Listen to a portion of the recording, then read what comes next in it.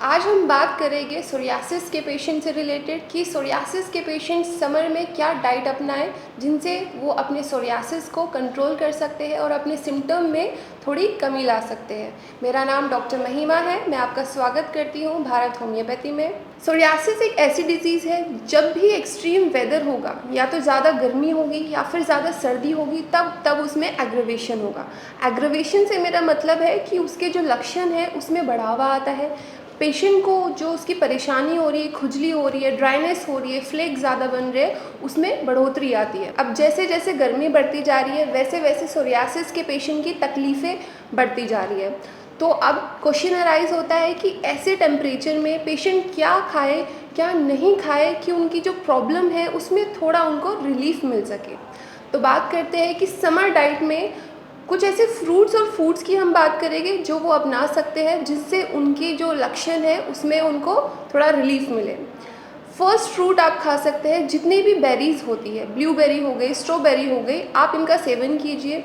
Blueberry, strawberries के अंदर होते हैं anti inflammatory properties. Anti inflammatory properties जिस भी फल में होती है वो आपकी स्किन की डिज़ीज़ को थोड़ा कम करती है, उसके सिम्टम को थोड़ा कम करती है, खुजली को थोड़ा कम करती है। एंटी इन्फ्लेमेशन का ही मतलब ये होता है। दूसरी चीज़ है कि आप जितनी भी लीफी वेजिटेबल्स होती है, जितनी भी सीड्स वाली वेजिटेबल है, उसका सेवन करें। अब आपके मन में क्वेश्चन अराइज हो रहा होगा कि सीड्स वाली वेजिटेबल कौन सी होती है। आप भिंडी खा सकते हैं। लीफी वेजिटेबल में आप पालक खा सकते हैं। जितनी भी ग्रीन वेजिटेबल, लीफी वेजिटेबल आप खाएंगे, एंटी इन्फ्लेमेटरी प्रॉपर्टीज़ उनके अंदर होती है, आपकी स्किन के लिए वो लाभदायक होती है। अब बात करते हैं कि कौन सी सब्जी आपको अवॉइड करनी है।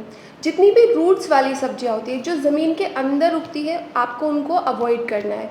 पटेटो है, स्वीट पटेटो है, अरवी है, आपको इन सबको अवॉइड करना है। इन सब के अंदर जो स्टार्च और कार्बोहाइड्रेट की मात्रा होती है वो ज़्यादा होती है और वो स्किन डिजीज़ के लिए अच्छी नहीं होती है।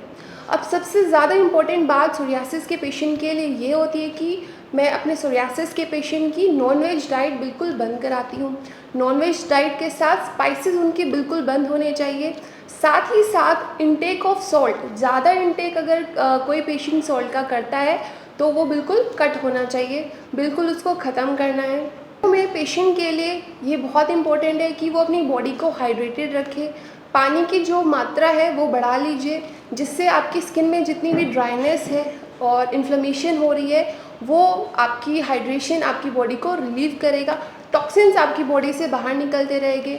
आपके लिए सबसे इम्पोर्टेंट ये भी है कि आप अपने गट को हेल्दी रखिए। ऐसे फल और ऐसे सब्जी और ऐसे फूड खाएं जिससे आपके गट में इन्फ्लेमेशन ना हो। आपको ज़्यादा स्पाइसेस अगर आप खाएंगे तो आपके गट में इन्फ्लेमेशन होगी, आपको और बीमारी भी हो सकती है।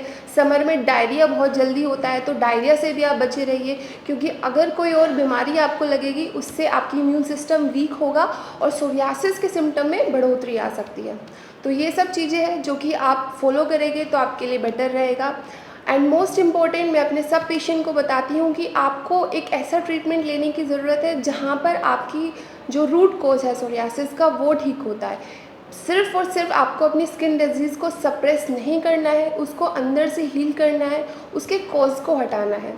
तभी आप बिल्कुल हेल्दी हो पाएंगे और आपकी जो सोरियासिस है वो आपको रिकरेंट बार बार नहीं होगी, क्योंकि बहुत बार ऐसा देखा गया है, एक बार सोरियासिस ठीक हो जाता है फिर से लौट कर आ जाता है। ये सिर्फ इसलिए होता है क्योंकि पेशेंट कुछ गलतियां करते हैं।